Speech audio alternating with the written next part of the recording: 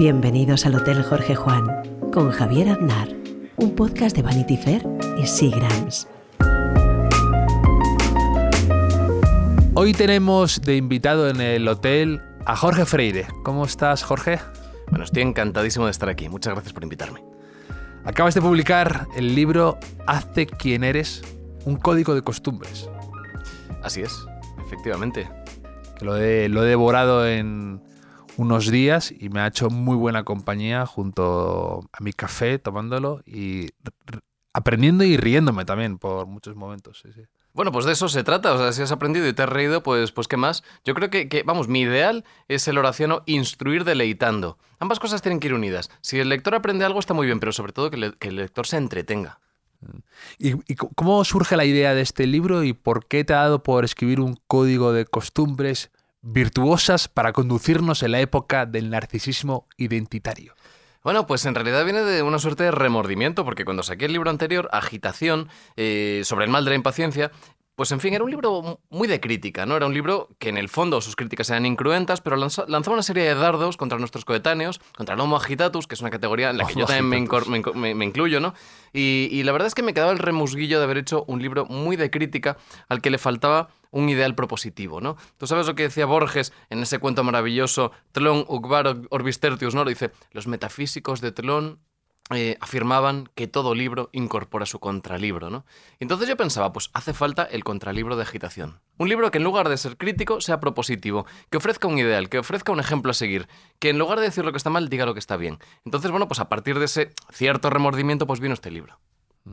Pues está muy bien, me ha gustado mucho además porque me gustan estos libros que hablan sobre el ejercicio de las buenas costumbres, ¿no? Que es una palabra, tú hablas de ello, ¿no? De las buenas costumbres, para qué nos sirven y que tienen un fin de algún modo virtuoso, ¿no? Que es como querer al final parecernos a ellas.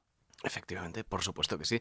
Que es una cosa mucho menos heroica de lo que parece, porque si uno se acostumbra a hacer una cosa, pues al final no tiene que ser una dura brega, no tiene que luchar contra sus impulsos para acometer una tarea sublime, ¿no? En realidad, si uno se acostumbra a hacer ciertas cosas virtuosas, pues acaba siendo virtuoso, efectivamente. Y trato además de diferenciar la costumbre de la rutina. Por eso digo de forma un poquito así llamativa que el hábito hace al monje y el chándal al deportista. Y que una cosa son las rutinas, que son costumbres rutinizadas, y otra cosa son las costumbres, que son cosas más elevadas.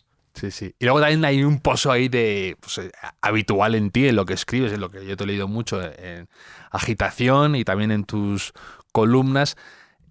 Ese humor, esa ironía, también hay algo también incluso de reírte de libros parecidos a este podría ser en cuanto a contra autoayuda, ¿no? Eso me ha gustado mucho también. Tienes como esos puntos de reírte, incluso de proponer cosas que a lo mejor son un poco locas, pero que las razonas y lo llevas al lector por el camino del humor también. Eso me gusta mucho. Bueno, es que yo creo que el humor en el fondo es una especie de código civilizatorio, o sea, es una especie, esta ironía compartida que entabla el autor y el lector es prácticamente, pues no sé muy bien cómo decirlo, pero como una especie de juego de señas, ¿no?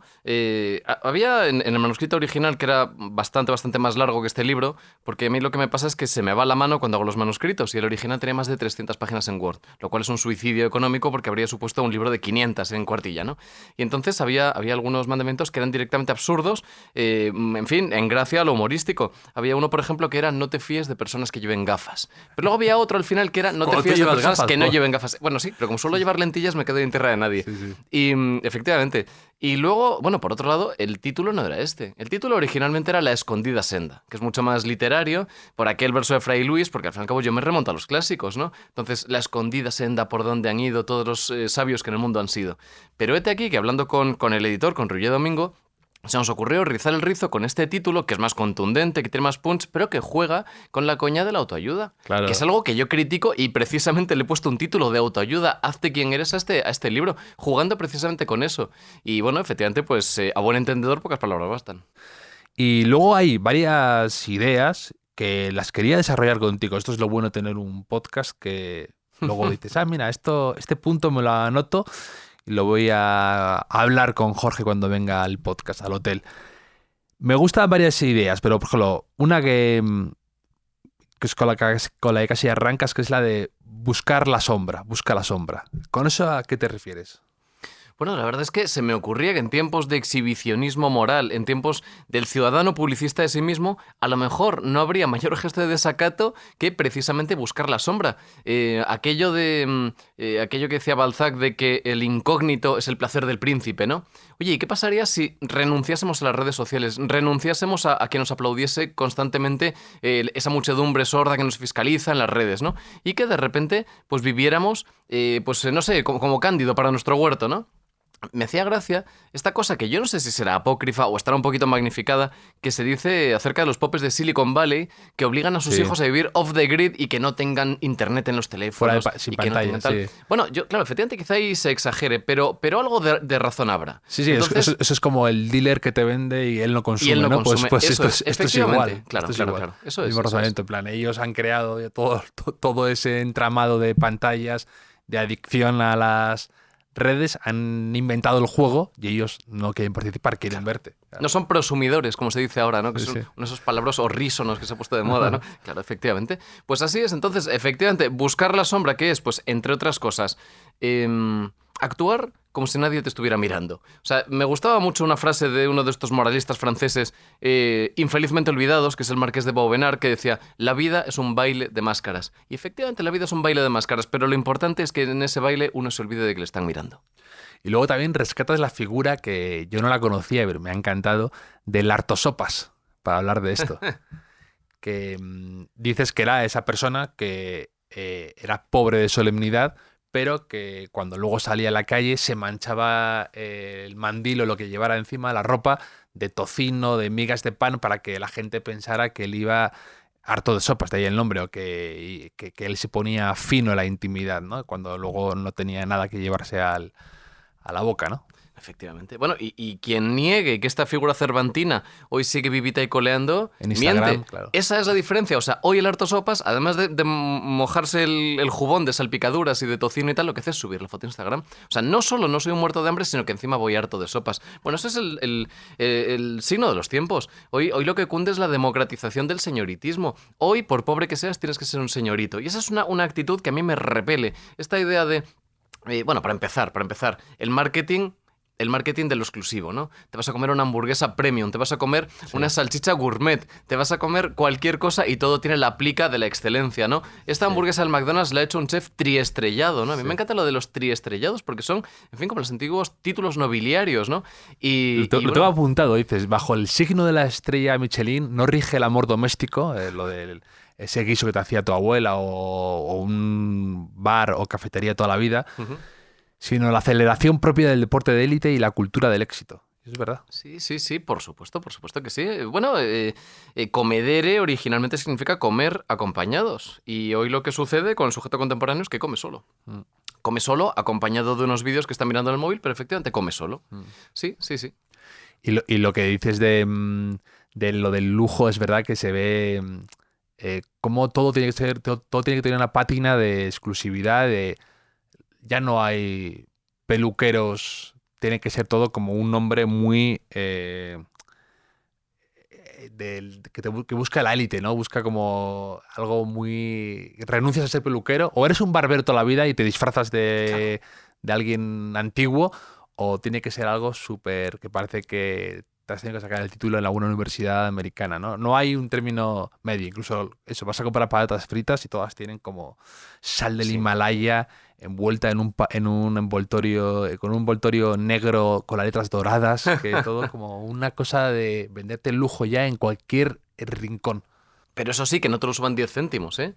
Tiene que seguir siendo barato. O sea, efectivamente, yo me voy a Casa Vicente a comerme un menú de 9 euros, pero eso sí, luego voy a TripAdvisor y puntúo con un 6,5 porque el servicio era mediocre, ¿no? No, es que no se puede tener ambas cosas. Y luego respecto a lo que dices de los peluqueros, que efectivamente ya no existen los peluqueros, ahora son esteticien o son creativos, ¿no? Ya no existen los jardineros, ahora son paisajistas.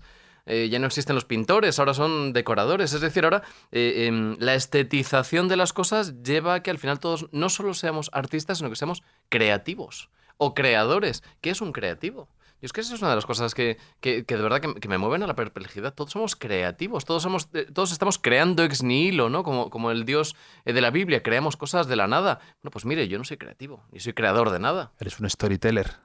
Pero no, es que eso de storyteller en realidad, pues supongo que sí. Mira, te voy a decir una cosa, ahora fuera de bromas. Cuando la gente te dice, no, es que tú haces filosofía, tú haces ensayo, yo me defino como escritor.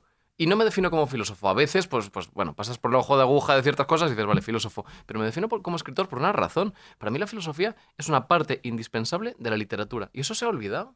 Eso se ha olvidado y al final se publican unos mazacotes plúmbeos con una jerga ininteligible, con esa jerga académica que no hay quien se trague, y se olvidan de que la filosofía es parte de la literatura. O sea, que hay que cuidar el estilo, que si tú eres filósofo, por ideas muy elevadas que manejes o no tan elevadas, tienes que tener una cierta voluntad de estilo y tienes que cuidar el lenguaje que utilizas. No, totalmente.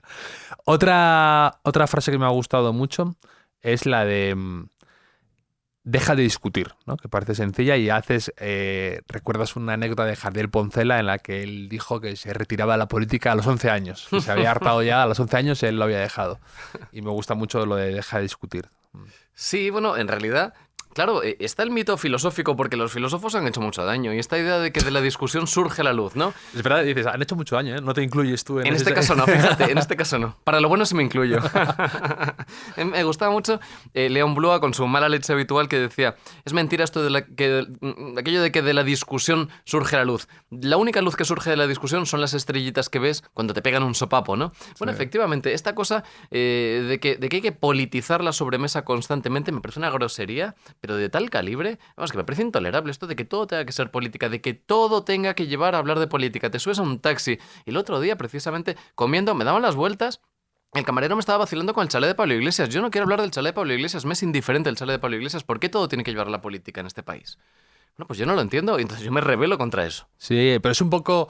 Sí, que es nosotros, que por ejemplo nos dedicamos a veces a periodismo, a escribir columnas, hay una especie de dictadura de la política que cuesta mucho salirte de ahí o lograr vivir sin tener que escribir tanto sobre eso. Y no quiere decir que no te interese, no quiere decir que no tengas opiniones y que no estés informado, sino que a veces hay que estar continuamente opinando y, por supuesto, discutiendo. Claro. Sí, efectivamente. Además, esta cosa de cuando te piden que te posiciones constantemente, en realidad no te están pidiendo que aportes una opinión, no te están pidiendo que aportes algo que puede ser interesante para el debate. Lo único que te están haciendo es un sondeo. Quieren saber en qué casillita del tablero te sitúas en cada momento. Te están haciendo una encuesta para saber tu posición en el voto. Eso es una cosa aburridísima. Hay que estar constantemente posicionándose en temas de los que no tenemos la más mínima idea.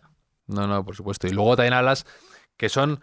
que me gustó que citando a Juan Clade Ramón, que estuvo aquí, también decías eso de que él comentaba que ha dejado de ser también un poco un café en la que la gente hablaba y conversaba y tenía tertulias, no tanto discusión, por eso hay que meter la diferencia, y que ahora ha pasado, en vez de ser un café como antiguo, ahora es una confitería, ¿no? En el que reina el pasteleo, ¿no? Sí, que a veces sí.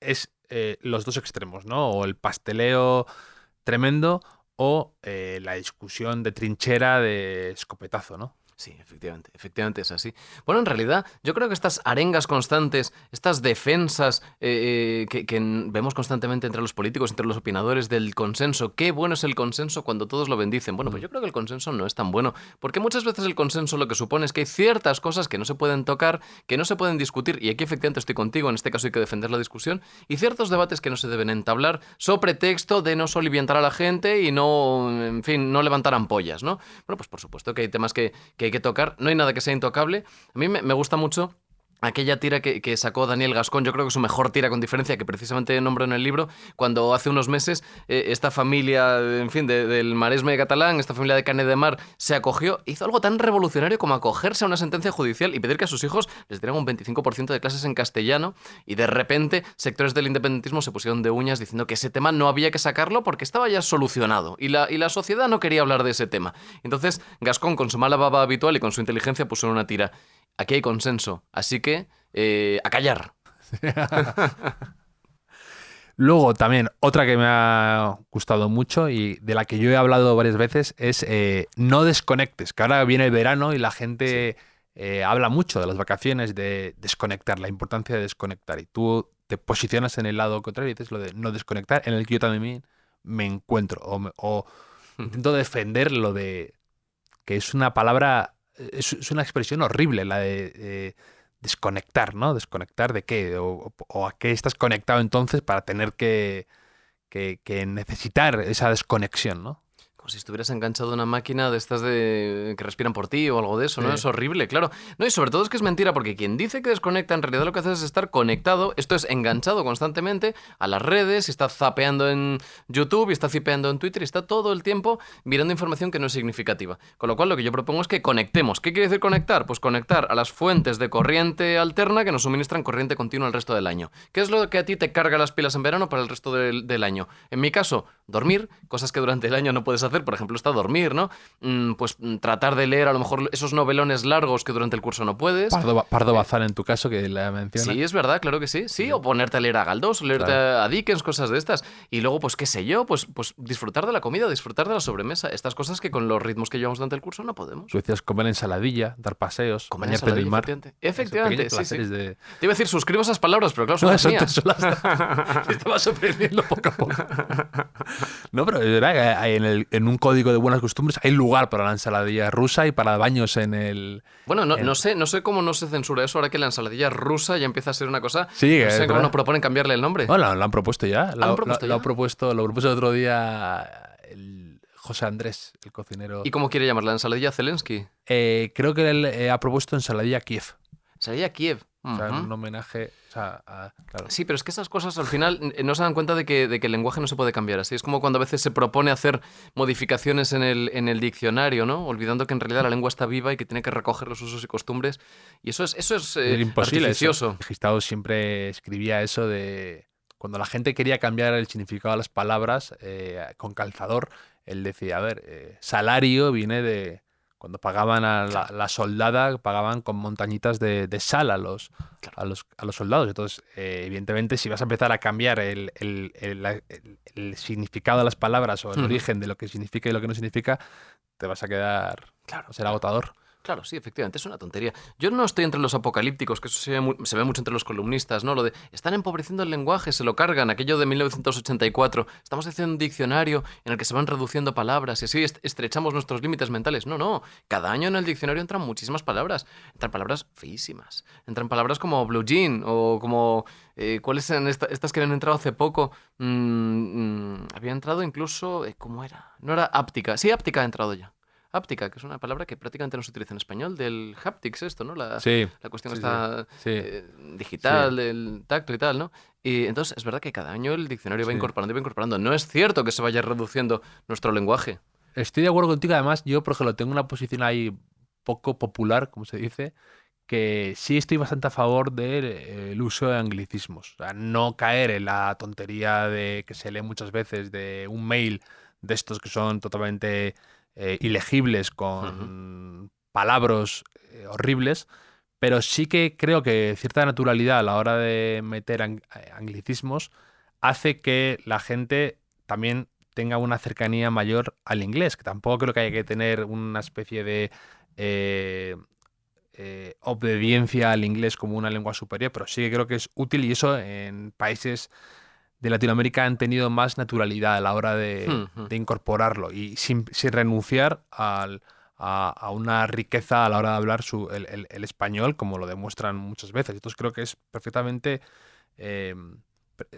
Tú lo usas aquí en el libro, metes palabras incluso que me gustan mucho en desuso, como te decía antes, y también metes algún anglicismo con naturalidad, sin complejo y sin rasgarte las vestiduras. Sí.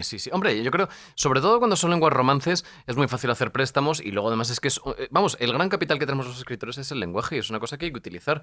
Pues mira, sin ir más lejos, una cosa que yo utilizo sencillamente porque mi suegra es de un pueblecito de Teruel, de la ruta de los dinosaurios, estos pueblecitos que tienen tantos yacimientos, y hay una cosa que escuché hace unos veranos que me hizo mucha gracia, apalpón, cuando tú vas a tientas, pero claro, a diferencia de ir a tientas, apalpón es tan gráfico porque tú te imaginas a alguien palpando a ciegas. Sí. Bueno, pues yo eso lo utilizo muchísimo.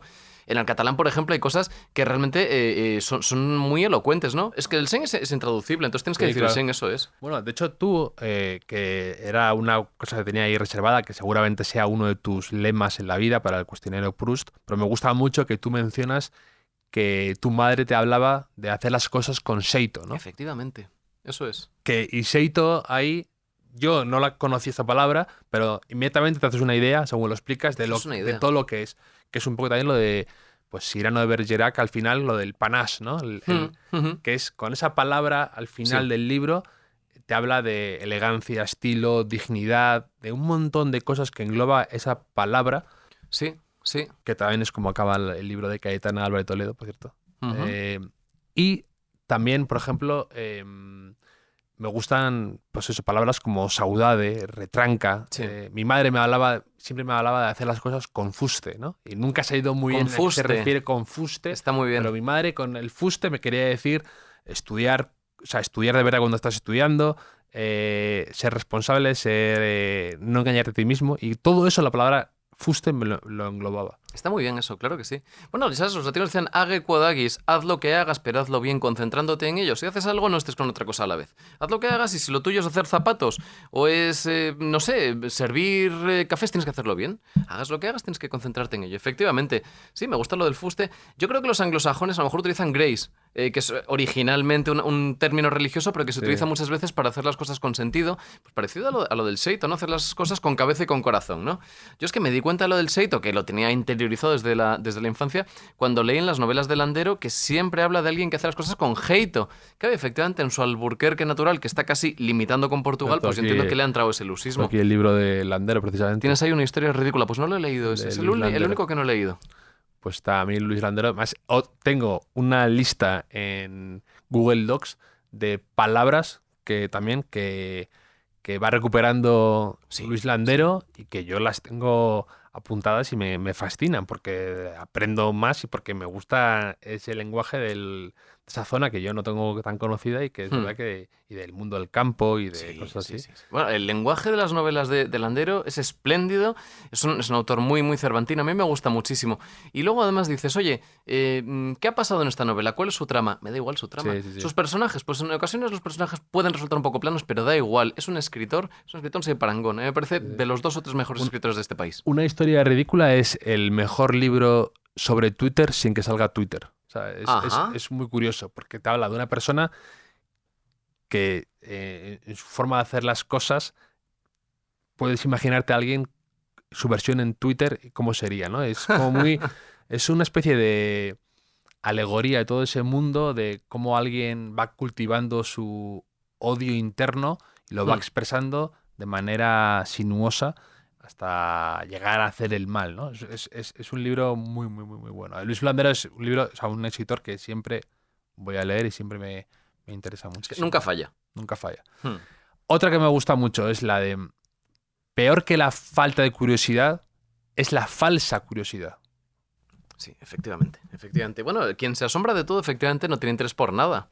Entonces, hay un aforismo de Gómez Dávila, que realmente Gómez Dávila siempre viene a huevo porque siempre tiene un aforismo para cualquier cosa, ¿no?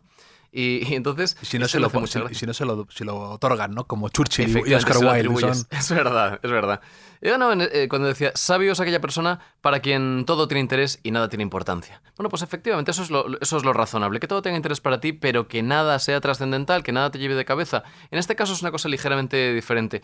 La falsa curiosidad se da en aquella gente que se fascina por todo, que se asombran por todo y luego realmente no tienen ningún interés en nada, ¿no? Fíjate, en esta novela tan bonita que sacó David Jiménez Torres, que es Cambridge en mitad de la noche, habla de una compañera del protagonista en la universidad que de repente quiere mostrar que está muy, muy interesada en los derechos de los trabajadores. Entonces, cuando está en la facultad, cuando está en la cafetería de la facultad, lo que hace es que se acerca a los camareros y empieza a darles la chapa y a preguntarles, oye, ¿cuánto os pagan? ¿Y cómo es el convenio? ¿Y estáis afiliados a un sindicato? ¿Y cómo os trata el jefe? Y claro, los camareros lo que hacen es rehuirla. Esta pesada que viene aquí, mientras le servimos el filete, se pone a darnos la turra y no le interesamos lo más mínimo. Lo que quiere sencillamente es, por un lado, quedar a buenas con su conciencia y por otro lado, mostrar a los demás pues lo comprometida que está con nuestros derechos, ¿no? Falsa curiosidad. Sí. No sé si has visto la serie Friends, me recuerda al personaje de Alec Baldwin que es muy entusiasta por todo. Entonces, al final, al principio cae bien y gusta y luego es un ser deplorable, ¿no? Entonces, que dice, se quejan y dice, ha llamado a la autopista Milagro de Asfalto. Hace fotografías mentales. Ese tipo de personas que hacen fotografías mentales, ¿no? Es verdad, Sí. es verdad, me acuerdo de eso. Es verdad. Fíjate que nunca he sido muy seguidor de Friends, pero ese lo vi. Sí. Lo de las fotografías mentales, es verdad. Todo momento es maravilloso, todo momento es irrepetible. Bueno, para empezar, usted es deshonesto, es imposible que todo momento sea maravilloso, y si fuera así, nuestra vida sería un infierno. Así que, por favor, relájese. Por favor, relájese. Otra idea que mencionas y que te he comentado fuera de micrófono cuando has llegado es la de acariciar la crin de un caballo salvaje. Y cuando lo leí dije, ¿a qué se referirá Jorge con esto? Y luego lo leí, pero quería que lo explicaras tú. Bueno, eso en realidad es un movimiento de Tai Chi, y entonces lo he utilizado para título porque queda muy bonito, y sería, de alguna forma, pues no caer en esta sobreprotección o esta epidemia de sobreprotección, como empiezan a decir, y que al parecer ya ha llegado a nuestro país. Tú sabes, en este libro profético que sacó Jonathan Haidt hace 3 o 4 años, La transformación de la mente moderna, hablaba de una cosa que al parecer sucede en Estados Unidos desde hace años, y en el prólogo a la edición española decía, querido lector español, pones colleras en tus costas porque esto va a llegar e impide por favor que llegue. Bueno, ya ha llegado. Esta idea de padres que para sobreproteger a sus hijos, y en esta epidemia además de perfeccionismo, de que mi hijo sea el mejor, de que tenga las mejores notas, de que él sea el primero de su promoción, padres que se tiran otra jornada laboral por las tardes haciendo los deberes con sus hijos o haciendo los deberes a sus hijos.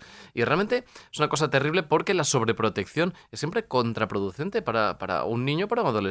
Todo mamífero tiene que exponerse a una serie de estresores, porque al fin y al cabo la realidad tiene sus aristas y las aristas pinchan. Y si tú pues envuelves en cataplasmas a tu hijo a la primera de cambio y lo no sé, ciernes algodones sobre él, pues al final va a ser un niño inoperante y va a ser un niño que no sea capaz de hacer frente a la vida, ¿no? Con lo cual, acaricia la crin del caballo salvaje sería, entre otras cosas, recordar, oye, pues que al tejido cicatrizado no le afectan las picaduras de serpiente, que endurezcamos la piel, que nos enfrentemos a la vida sin tantos remilgos, ¿no? Y eso creo que es una cosa que hay que recordar. Ahora bien, uno nunca es uno mismo, aquello del poema de Rimbaud de qué culpa tiene la madera si se despierta convertida en violín, y yo reconozco que desde que escribí este manuscrito, tú ya sabes los plazos, mandas un libro, Sí, luego se edita, sí. luego se publica, pues pasan unos cuantos meses, pues es verdad que ya no lo veo exactamente igual, porque en el ínterin he sido padre.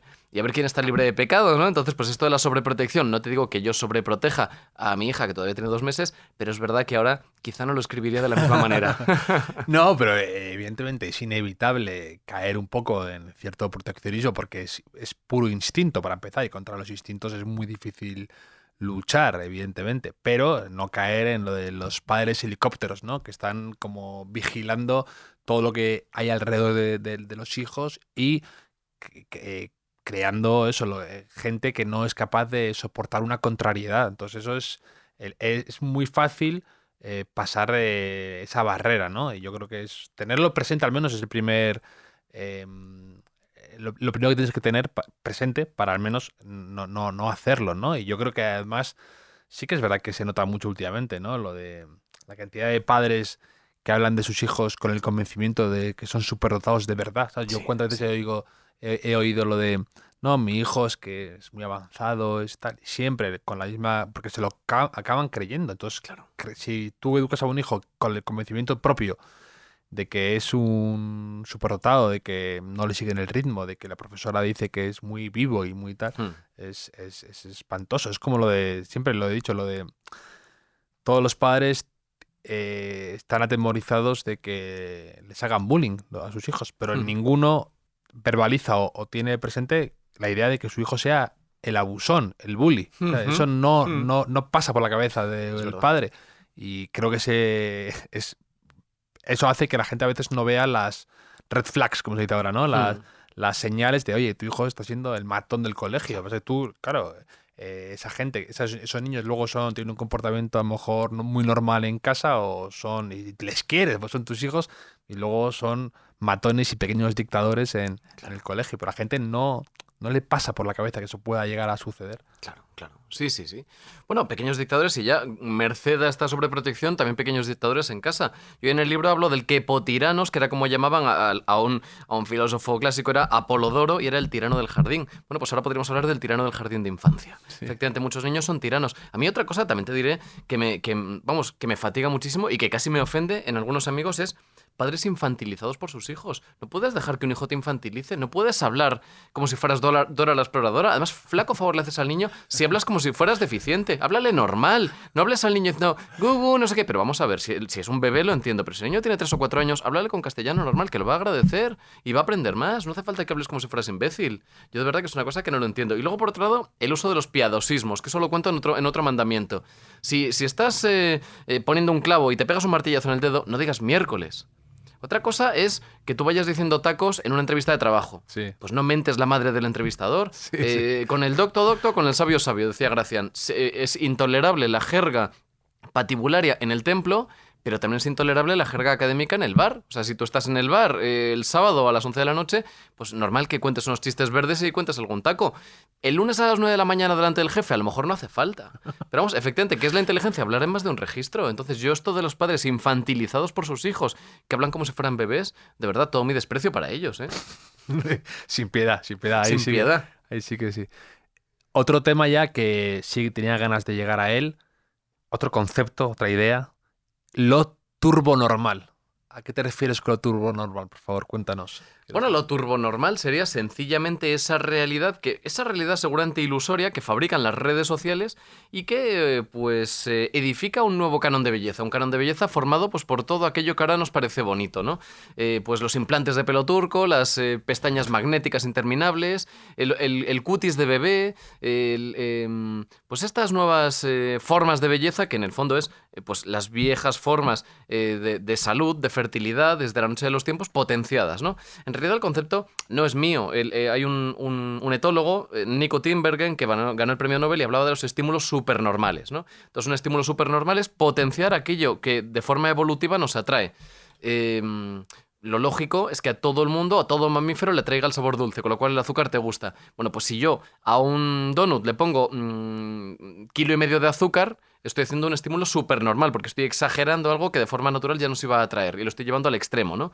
Lo turbonormal, pues hombre, es una especie de coñita juntando el turbocapitalismo con lo supernormal. Y de ahí llega un concepto que sería el turbogusto. ¿Qué es el turbogusto? Pues el gusto atrofiado por adecuación a la turbonormalidad. El hecho de que a ti te parezca bonito ir por la vida pues con las gafas de sol en interiores y con el cutis de rorro, ¿no? Por eso digo, entre bromas y veras, quizá más entre veras que bromas, que el españolito medio ya no es Alfredo Landa, sino que es un tronista de mujeres, hombres y viceversa. Y basta salir a la calle para verlo. Sí. Otra que me ha gustado, que además parece un poco contraintuitivo, si acaso, pero lo de que hablas de no busques la felicidad, ¿no? ¿Por qué ese concepto? ¿Por qué esa idea la resaltabas? Dices un poco que supone fiarlo todo a algo que viene de fuera a veces, ¿no? También. Sí, por supuesto. Bueno, en realidad las mejores ideas de este libro no son mías, sino que son de los que me han precedido. Por eso a veces pienso, ¿quién soy yo con 36 años para explicarle al lector lo que tiene que hacer con estos mandamientos? Bueno, en realidad puedo decir a mi descargo, es que no son míos. Sí, claro. No, y que muchas veces son para uno mismo. Son para ¿no? uno mismo, efectivamente. Pero en este caso, ¿quién dijo antes que yo lo de no busques la felicidad fuera de ti? Pues vino a decirlo Séneca en sus cartas a Lucilio. Decía, buscar algo que está fuera de ti es hacer que lo que entra vuelva a salir. La felicidad no se busca fuera de ti como quien va a buscar setas. En la felicidad se está. Aristóteles hablaba de eudaimonía, estar a buenas con el daimon. ¿Y quién es el daimon? Tu yo interior, tu yo profundo, tu auténtica naturaleza. Si tú estás a buenas contigo mismo, eres feliz. Si tú de alguna forma tienes una vocación o tienes un talento especial y a ti lo que te hace feliz es jugar al fútbol, pero tu padre ha sido pianista, tu abuelo ha sido pianista y te meten en la cabeza que tienes que ser pianista, pues no vas a estar a buenas con tu daimon, no vas a ser feliz porque no estás de acuerdo con tu vocación y no estás de acuerdo con tu naturaleza. Entonces, cuando tú estás a buenas contigo mismo, eres feliz y encuentras tu lugar en el mundo. Y de eso se trata, buscar la felicidad fuera de ti. ¿Qué significa? Buscar la felicidad en otra persona. Cuando no estás a buenas contigo mismo, no vas a estar a buenas ni contigo mismo ni con esa otra persona. Eso es muy interesante, esa reflexión, porque ahora que está muy de moda visibilizar lo de la salud mental y demás, a veces se cae en el extremo, como se suele pasar, que a veces a base de cuando quieres hacer una cosa, caes en lo otro, ¿no?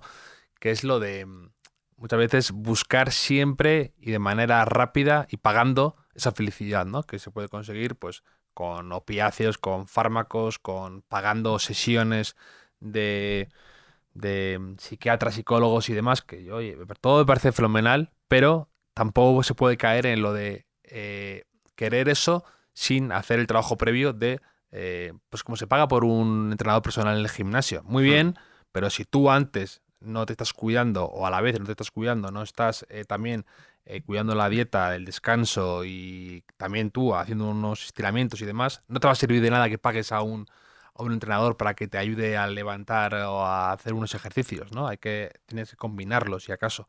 Y yo lo noto mucho ahora con el tema de la salud mental a veces, que parece más que decirlo es como poner en duda todo eso. Y no necesariamente, sino que a veces sucede eso, lo de querer buscar fuera antes de en ti mismo, ¿no? La por felicidad. supuesto. Bueno, oye, y aunque sea impopular hay que reconocerlo. O sea, en cuanto la salud mental entró a la agenda política, los pescadores de Río Revuelto echaron la caña. Y eso es que se ha visto muchísimo. Aquel local que abrieron en Malasaña, que yo no sé si sigue abierto... Sí, hablas un poco de él, ¿no? Bueno, pero es que es una cosa ofensiva. O sea, te hacen entrar, te enseñan el crying corner, un sitio en el que te combinan a llorar, y luego encima, enfrente de un espejo en el que te dicen, vales más que tus likes, tú no eres tus redes sociales, te dicen que te hagas una foto y lo subas a Instagram. Bueno, atame esa mosca por el rabo, ¿no? Pero aparte, esta cosa... mira, Wittgenstein decía, revolucionario es lo que se revoluciona a sí mismo. Pues nadie más revolucionario que el capitalismo. El capitalismo se adapta, se está transformando constantemente. Hablamos todos de salud mental. Rápidamente nos ofrece, efectivamente, negocios que capitalizan esto. Luego además se descubrió que ese local, a la vez que nos hablaba de la importancia de la salud mental, pagaba 4 perras a sus psicólogos. Sí. De tal suerte que esos psicólogos no podían ir a su vez al psicólogo, ¿no? Fíjate tú qué gran favor a la salud mental. No, pero eso es muy habitual, ¿no? En lo de... pues se está viendo mucho últimamente, ¿no? Por el tema de la pandemia y del COVID, usar eso para ahorrarte unas perras en otros temas, ¿no? Usar el tema de la ecología y salvar el planeta para ahorrarte en otras cosas, pero por puro interés propio. O sea, te quiero decir que al final dices, mira, si esta decisión empresarial, que no deja de ser empresarial, la escondo bajo la careta de salvar el planeta, de la salud mental o de una causa que va más allá, de repente ya te entra por otros ojos, ¿no? Claro, claro. No esto me lo dice siempre mi mujer en relación a ciertos desencantos políticos de figuras que han estado en auge y luego están en descenso, y me dice, es que creo que a la gente en general, independientemente de su ideología, lo que les pasa es que no quieren que les tomen el pelo, y no hay cosa que le duela más a un ciudadano o a un votante que sentir que le toman el pelo. Y a este respecto, hombre, ver que una cadena de hamburguesas no es que oferte una hamburguesa vegana, lo cual está muy bien. Yo, de hecho, de vez en cuando la como y es casi indistinguible y está muy bien, ¿no? Pero, oye, que de repente se conviertan o se disfracen de punta de lanza del movimiento animalista y pongan un local todo disfrazado de verde y hablando de los derechos de los animales. Hombre, ¿pero qué me está usted contando? Que ustedes cada año se pueden cargar a 100 millones de marranos y encima los tienen en unas condiciones de hacinamiento absolutamente abyectas y a saber de qué manera nos llega esa carne al estómago, ¿no? Entonces, hombre, que ustedes oferten esto porque hay una demanda, porque hay gente que quiere comerse hamburguesa y no comer carne, muy bien, pero encima no me lo moralicen, por favor. No puede ser que los mismos bancos que le han vendido las preferentes a nuestros abuelos de repente tengan un rinconcito. ¿Nos tomamos un café? Por supuesto que no me tomo un café con usted, pero ni aunque me obligue a punta de pistola, ¿no? Sin un catador al lado que vea que no hay cianuro dentro, ¿no? Efectivamente. A saber lo que me hacen firmar después de ese café. Sí. Y luego hay otra idea que también me gusta, la de impón tu suerte. ¿Tú crees en la suerte o no? ¿Y a qué te refieres con lo de imponer tu suerte?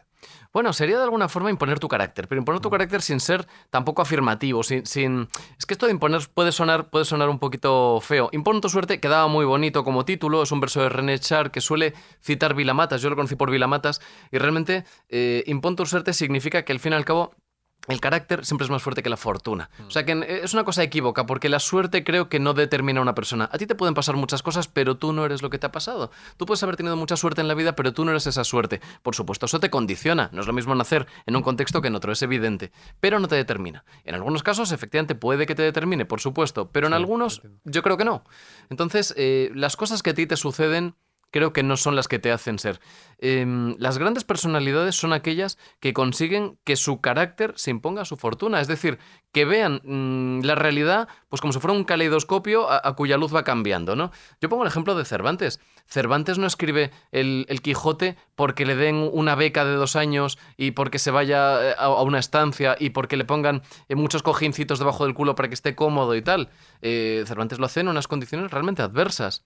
No estoy yo tampoco diciendo que haya que acabar con las becas ni con las ayudas en absoluto, ¿no? Por supuesto, toda ayuda es buena, pero que no son siempre las condiciones las que determinan las circunstancias. Eso es así. O sea, ¿cómo es posible que Cervantes escribiese el Quijote en una oscurísima celda de Argamasilla de Alba después de sufrir la manquedad, después de sufrir la miseria, después de sufrir la persecución, después de sufrir el exilio, después de sufrir la malavenencia matrimonial que lo había amargado? Bueno, pues efectivamente, a pesar de eso, fue capaz de echarle narices y publicar el Quijote.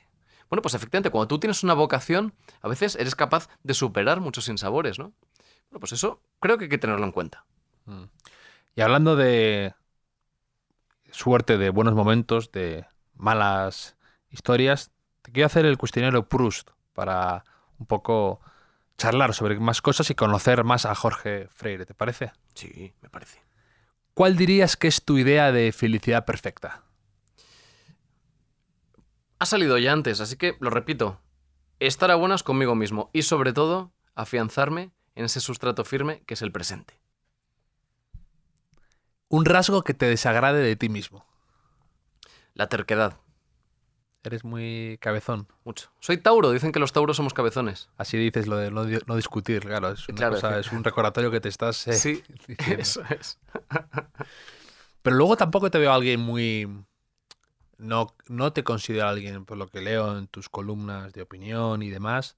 Fíjate, no diría que fueras una persona terca en cuanto a, mira, esto es mi convencimiento y aquí no me van a mover, pongo pie en pared y no. No soy terco en mis cosas, pero luego Ya. es que nunca me ha gustado convencer a los demás. Me da muchísimo reparo, mucho reparo. O sea, me siento como si estuviera pidiendo el voto a los demás. Nunca me ha gustado utilizar las columnas para dar la chapa a los que con su buena voluntad me leen. Eso siempre, ya te digo, quizás sea por una cuestión de decoro. Siempre me ha dado mucha vergüenza, ¿no? Pero sí que soy luego bastante reiterativo en mis cosas o en mis obsesiones o en las cosas que pienso. Es verdad que a veces soy terco, pero es una cosa que sufro solo yo. O sea, digamos que en el pecado llevo la penitencia. ¿Y un rasgo que te desagrade en los demás? La sinceridad, en el sentido de sincerismo, o sea, la grosería. Y también un poco la impaciencia, ¿no? Que escribiste el libro de agitación que Sí.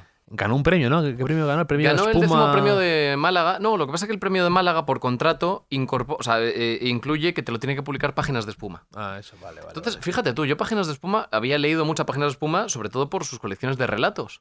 Pero yo no tenía ninguna voluntad en publicar con Páginas de Espuma porque no tenían línea de ensayo. Entonces, hete aquí que al ganar el premio me toca publicar con Páginas de Espuma. Conozco a Juan Casamayor, que es yo creo que uno de los mejores editores de este país, si no el mejor.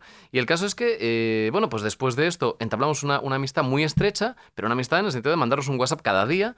Y bueno, pues al final es que dices, es un placer. O sea, publicar con un editor que además es tu amigo hace que al final, hombre, tú tienes que hablar mucho con un editor. Hay que hablar de muchas cosas. Y no solo en relación al libro y a la edición, sino en relación a la promoción. La promoción de agitación ha sido interminable, han sido casi 2 años.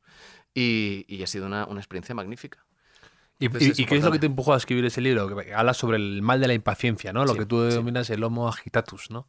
Bueno, pues claro, nosotros nos ponemos muchos perejiles, los ensayistas y los filósofos, cuando hablamos de nuestros temas, ¿no? Y hablamos de cosas muy elevadas. Pero realmente este libro nació de una cosa muy prosaica. Nació de un verano del 18 creo que fue, en el que hablando con los amigos de los planes que tenían, pues me decían cosas realmente enloquecidas, ¿no? Hacer kayak, ¿no? Me acuerdo Efectivamente, que- hacer kayak en Malasia los 4 días que tengo libres. Otro que me decía que se iba a hacer penduling, que es una modalidad extrema de puenting, a no sé dónde, a Kuala Lumpur, ¿no? Y otro que se quería disfrazar de Doraemon y descender el Sella, ¿no? Entonces, bueno, yo me preguntaba por qué esta gente, después de currar de sol a sol... ¿Por qué está todo el Doraemon día- es mi primera pregunta? ¿Por qué la elección de Doraemon frente a otros tales sería mi primera opción? Pero luego mi primera pregunta. Bien. Pero luego... No, bueno, sencillamente es que, claro, al final, ¿qué hay detrás de eso, no? ¿Por qué esas carnavaladas constantes, ¿no? Vamos a rascar un poquito y veamos qué hay detrás. Esto empezó como un artículo, ese artículo lo publiqué en Letras Libres, pero la cosa es que el artículo empezó a crecer y al final dio lugar a un libro. Y como te he comentado, un libro bastante largo. O sea, ese libro era de una enorme extensión. Empecé a meter el machete y quedó un libro breve, que es como a mí me gusta publicarlos. Libros de filosofía que sean densos, seguramente libros que, bueno, exigen una segunda lectura, pero que no sean muy extensos en cuanto a sus páginas. Ya hablabas ahí de un poco esa obsesión que hay, que yo a veces noto de si tengo X horas libres, tengo que hacer mil historias. No puedo quedarme casi quieto. Tengo que hacer cosas para luego también publicarlas, para comentarlas, para tener experiencias, ¿no? Y Claro. un poco que es esa especie de dualidad, ¿no? De a veces que yo noto, ¿no? De odio mi día a día, mi trabajo. Entonces, el rato este tiene que ser todo turbonormal. O sea, Claro. tengo a veces eso, como cosas que me producen muchísima satisfacción inmediata. Tengo que salir, entrar, viajar, conocer lugares absolutamente recónditos del mundo. Que por un lado está bien esa curiosidad, pero un poco se puede caer en lo que tú denominas antes la falsa curiosidad, ¿no? Claro, claro. Bueno, sí, tú sabes aquella frase del Evangelio que dice, no está hecho el hombre para el sábado, sino el sábado para el hombre, ¿no? No se refiere al sábado en un sentido lúdico, sino al sabbat, ¿no? Bueno, pues podríamos decir, no está hecho el fin de para el hombre, sino el hombre para el fin de. Estamos todos hechos para el fin de nos requieren, el fin de tenemos que tener otra jornada completa y prácticamente tenemos que hacer gincanas de diversión porque no podemos detenernos ni un momento. Bueno, efectivamente, yo no sé muy bien a qué se debe eso. Bueno, sí lo sé, después de escribir ese libro, pues evidentemente escribes para investigar acerca de ciertos temas, escribes para aclarar ciertas ideas y al final, bueno, pues te das cuenta de que la gente no puede estar ni un momento quieta, en buena medida porque le genera remordimientos, porque sentimos que estamos actuando de manera antieconómica, que todo lo que hacemos y no da lugar a un provecho inmediato, pues supone dilapidar nuestros medios, es decir, que estar holgando sin hacer nada, pues va en contra de nuestros intereses, ¿no? A mí me gusta mucho aquello que decía Samuel Johnson, tal y como dejó escrito su biógrafo Boswell, justo cuando se retiró, y entonces le decían, pero hombre, usted, el gran lexicógrafo, el autor del diccionario, usted ahora tiene un público enorme y usted se debe a ese público, ¿no? Y tiene que seguir escribiendo y tiene que seguir dando obras. Y el hombre, muy campanudo, dijo, todo hombre necesita de una parte de sí para sí mismo. Bueno, pues efectivamente, qué menos que tener una regalía para mí mismo, que es disponer de mi ocio, disponer de mi jubilación, disponer de tiempo para mí. Por supuesto, eso es algo que hay que defender. Y disponer de un tiempo para mí que no esté consagrado a ese ocio taylorizado que nos obliga a hacer una cosa y otra y otra y otra y que es casi un trabajo por sí mismo. Una cualidad que valores especialmente en un hombre o en una mujer. Pues te diría la inteligencia, pero la inteligencia en sentido lato. O sea, la inteligencia es, entre otras cosas, la inteligencia social, la inteligencia emocional, la inteligencia más analítica. Hay muchos tipos de inteligencia. O sea, una inteligencia en sentido general. En absoluto, ser un personaje libresco ni ser alguien, un erudito. No va por ahí, una inteligencia en general. Sí, de eso me habló aquí en el podcast Andrés Amorós, que hablaba de esa inteligencia natural, ¿no? De el que hace un esfuerzo, pero que sabe cómo actuar en cada circunstancia y que tiene algo de viveza, ¿no? Pero no necesariamente el que está ahí sepultado entre libros o el que tiene 70 titulaciones y demás, ¿no? Por supuesto. Bueno, inteligencia interlegere significa leer entre líneas y es leer entre líneas de ese libro que es el mundo. Yo la persona más brillante y más sabia que conozco es un hombre que fue analfabeto hasta que era ya mayorcito por una serie de avatares de su existencia. Se crió en orfanatos y hete aquí que en la adolescencia, después de aprender a leer, cayó en sus manos la crítica de la razón pura. Agárrate los machos. Y entonces ahí, con un texto tan árido, tan sumamente difícil como la crítica de la razón pura de Kant, se aficionó a la filosofía.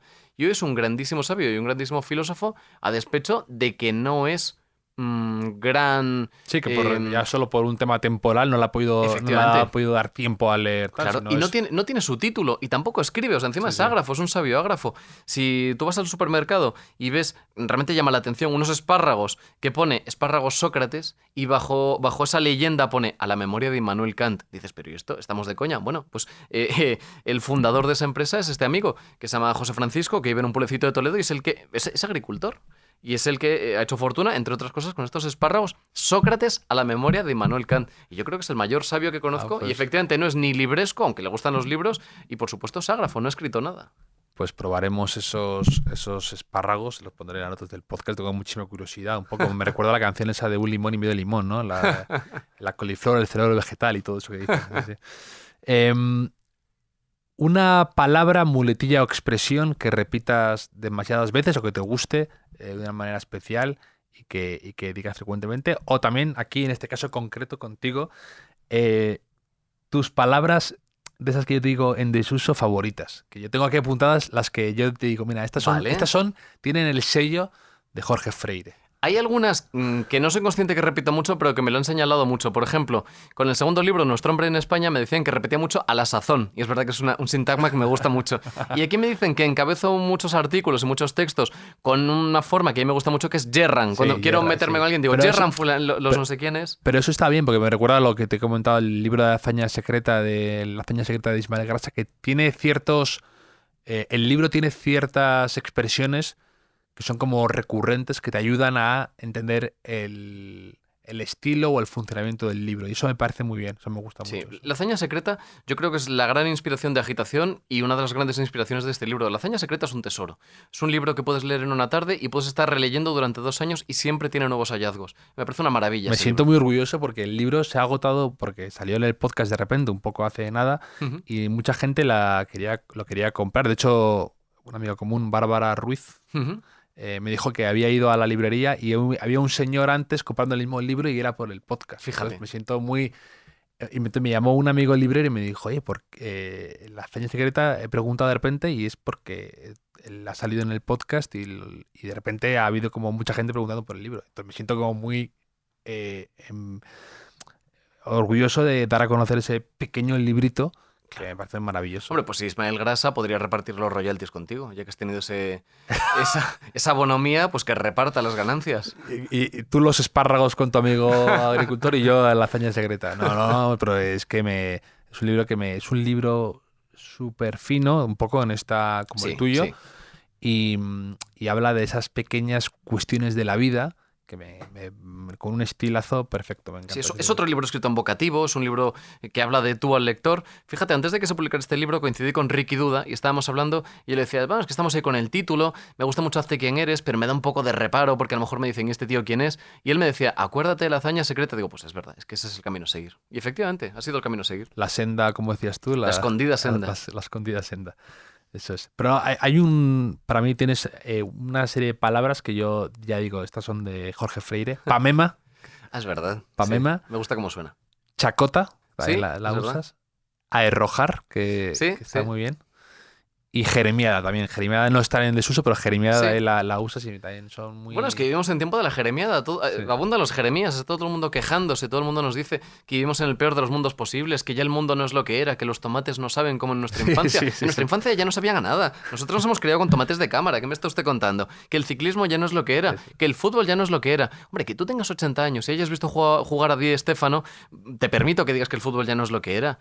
Pero hombre, que nos hemos criado en un momento en que el fútbol ya estaba más que mercantilizado. ¿Qué me estás contando? Tanta nostalgia y tanta leche y tanta jeremiada. Bueno, pues efectivamente hay que combatir esas jeremiadas. Sí, eso lo dices, lo del ciclismo y lo de los tomates me hizo mucha gracia de repente. Es que son esos puntos de tu libro que digo, de repente me saltaba una risotada en mitad del café. Un mentor o un profesor que te haya abierto camino, que te haya enseñado mucho, que te haya, alumbrado, ¿no? En esa senda escondida. Que haya sido profesor tal cual, ¿no? No que Sí, haya sido maestro. Alguien con una vocación que te haya abierto camino, da igual, sea profesor o sea alguien que en un momento dado te echó una mano en el mundo de escribir, lo que sea, alguien que te haya inspirado esa figura de mentor. Yo la verdad es que considero a mi mentor, considero a mi maestro, vamos, es Luis Alberto de Cuenca. Pero es que Luis Alberto de Cuenca, vamos, lo llamo Magister Hispanie. O sea, yo creo que ha sido maestro de media España, de muchos que nos hemos dedicado a hincar la pluma y hemos visto en él un espejo en el que mirarnos. Porque realmente, para empezar, Luis Alberto es una persona extraordinariamente generosa. Entonces, pues yo le pedí una frase para mi segundo libro, para Nuestro hombre en España, y me puso una frase muy, muy elogiosa. Pero luego es alguien que está encima de ti constantemente, que te está preguntando, que se está interesando y que muestra, hombre, ¿qué quieres que te diga? Cuando tú ya estás consagrado, cuando ya tienes una edad provecta, no tienes por qué estar interesándote por los que están empezando. Lo propio es que te dé exactamente igual. Y luego, además, por una cuestión de interés, es evidente que no vas a sacar nada de ellos, ¿no?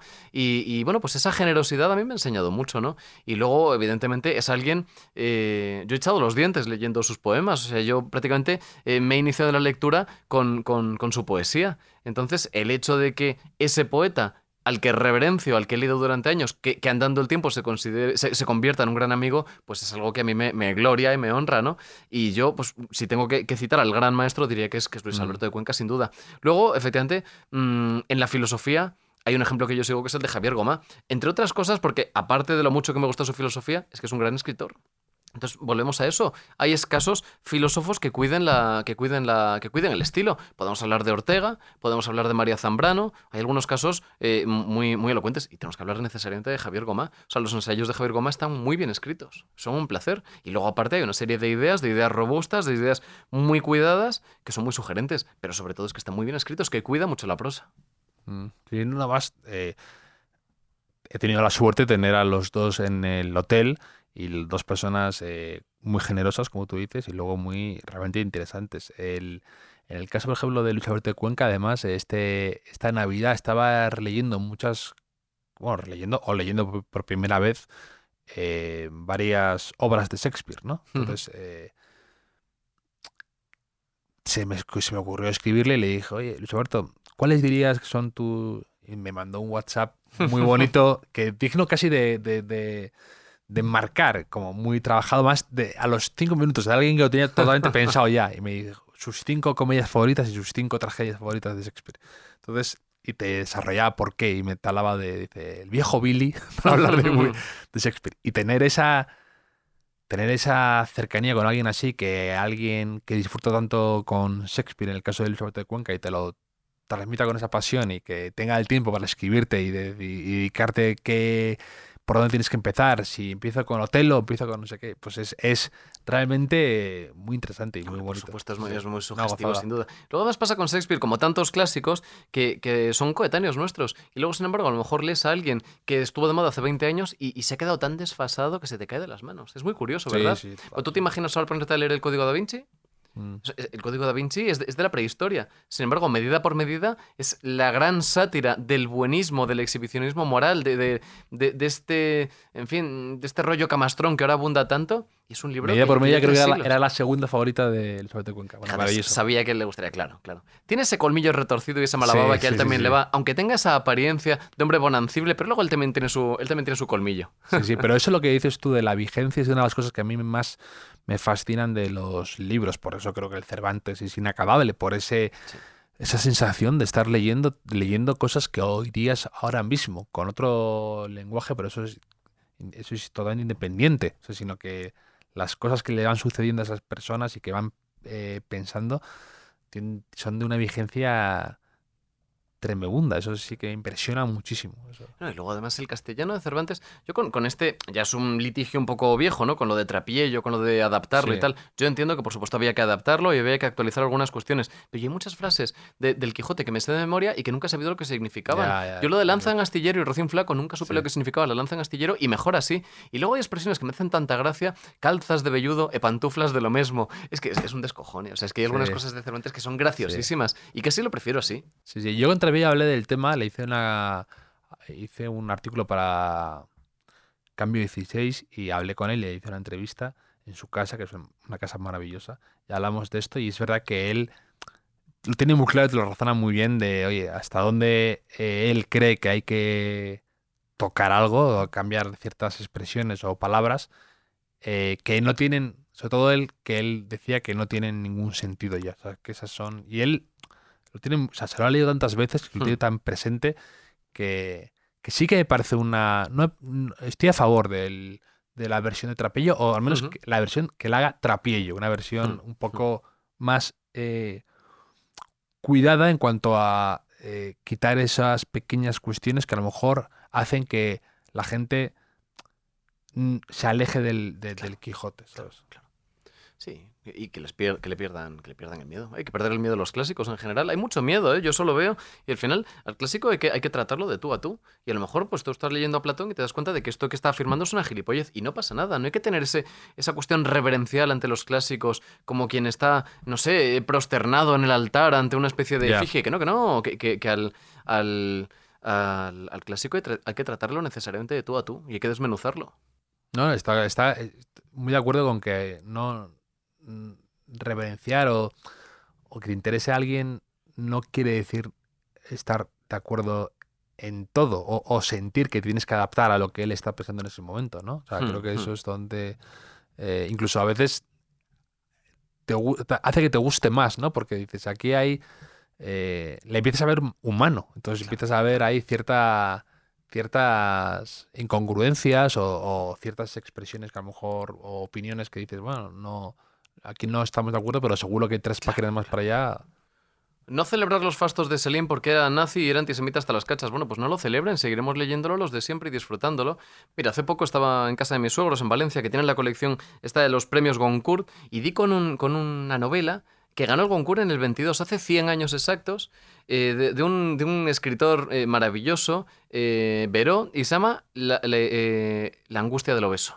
No, La angustia del obeso no. El martirio. El martirio del obeso, efectivamente. Martirio del obeso. Es una obra maestra del humor, poco más de 100 páginas. ¿Y por qué nos está recordando este hombre? Bueno, pues porque, aunque fue izquierdista en su juventud, acabó, bueno, cerrando filas con la reacción en la Francia ocupada de Vichy, y al final acabó siendo una especie de filonazi. Bueno, ¿y a mí qué más me da? Esta obra es maravillosa. Es una novela que nadie ha recordado en este centenario de su lauro, y que habría que recordar. Entonces, bueno, si hay autores que por culpa de sus opiniones o por culpa de sus malas elecciones no son hoy recordados, pues al final tendremos, en fin, de manera catacumbística, que seguir leyéndolos unos cuantos. Bueno, pues así sea, así sea. Yo en realidad he dado con este autor de pura chiripa, yo no sabía de su existencia. Ya te digo, abrí estos tomos, di con esto, me llamó la atención el título y me encontré con una novela redonda. Hay escritores que son muy sospechosos también aquí en España, ¿no?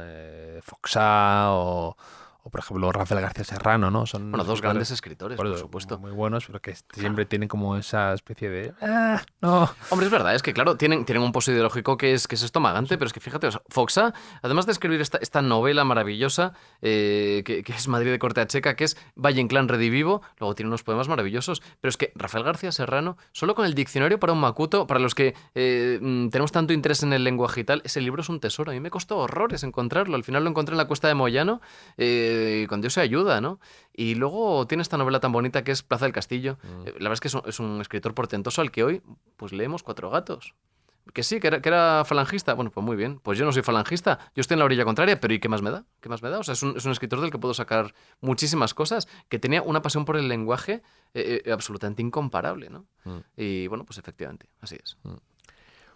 Un placer culpable en esta vida virtuosa que llevas o a la que aspiras, ¿no? Como decía, también hablabas de aspirar a lo que llamaba Aristóteles la grandeza del alma, ¿no? Pues hay hueco para un placer culpable en la vida de Jorge Freire. Bueno, por supuesto, hay muchos placeres culpables. O sea, sin ir más lejos, placeres idiotizantes. Yo tengo un gusto muy infantil. O sea, yo tengo un humor muy infantil y tengo un gusto muy infantil. Es que esto no me atrevo a llamarlo placer culpable porque lo llevo a gala, pero, por ejemplo, sigo leyendo los mismos tebeos de mi infancia. ¿Cuáles son? ¿Qué tebeos te gustan?